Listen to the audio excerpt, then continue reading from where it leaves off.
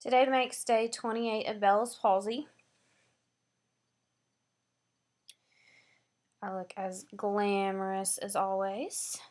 Those of us Bell's palsy sufferers know that for some odd reason we just don't feel like getting all spiffied up every day. Getting makeup in your eyes, no fun. Washing your makeup off at the end of the day is also no fun. Hairspray in the eye, no good. Anyways, I could go on and on and on about that. Doesn't really matter. Fact of the matter is I'm working kind of part-time right now. Still working a little bit from home. Couldn't feel more blessed or thankful in that department for having such a supportive team at the office. And I really appreciate that.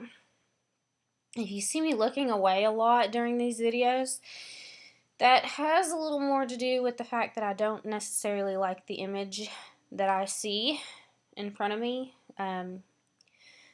Reports to date from friends and family have been, and even coworkers, have been that my face doesn't appear as droopy. Looking at this, I wish I could say the same. No, that doesn't mean I'm trying to be a negative Nelly, which us Bell's palsy sufferers, a lot of people try to, take that don't feel sorry for yourself, don't have a pity party. We're not. Oftentimes we're being realistic when we're talking about the statistics. I've been over this time and time again in these videos that being pregnant with Bell's palsy, not good. Complete paralysis with Bell's palsy, not good.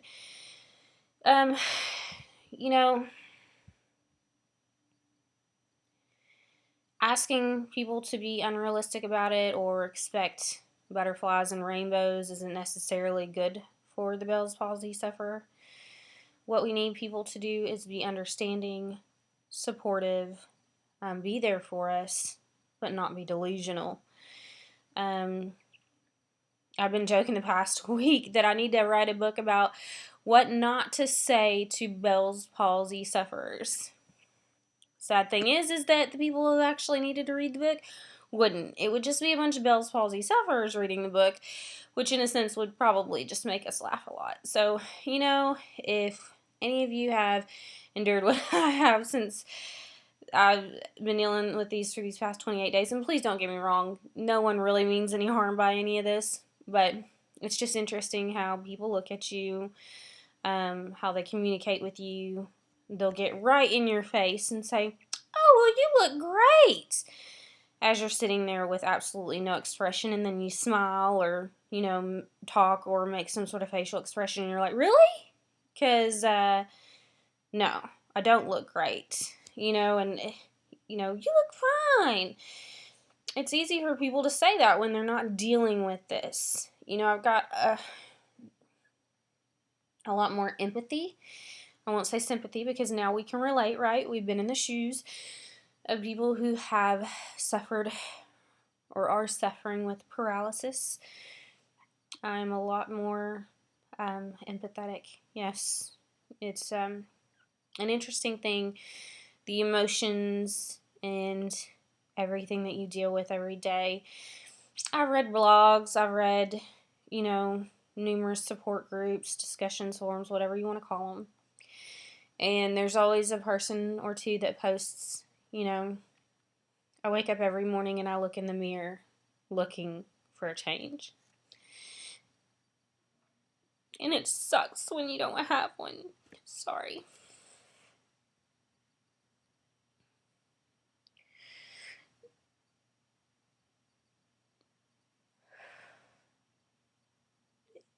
It's just a real emotional process. And it's not so much the vanity of it all. I mean, a lot of it is. That sounds bad, but you just kind of want to be normal again. You want people to treat you like normal again. You want it to not be the center of your life. And it's easy to say, oh, don't let it be the center of your life. Well, when this is what you're dealing with, it's kind of the center of your life because it affects how you eat, it affects how you speak, it affects so many different aspects. And yes, things could be worse. We get that too. So, anyways, we're entitled to our emotional moments like this. So sorry, guys. I've never been real emotional, but the Bell's palsy brings it out, or it could be the pregnancy. Either way, yay for being 34 weeks along with Bell's palsy. So, baby's scheduled to be here May 28th, so that's good news. And as long as she's healthy and happy, I will be happy. So, I'm excited to see her little face and make sure that it moves the way it's supposed to move. So, still been going to chiropractor, still going to acupuncturist. And then you know, it's so hard. You know, you wish you had discussion groups. You go in there and you look for cases that are as similar to yours as possible, knowing that, you know, every case is different, and you try to compare, okay, how many treatments of acupuncture has this person been to, and have they seen any movement? Who's seen movement on day 28? Who hasn't seen movement on day 28 and still had recovery? It's just a very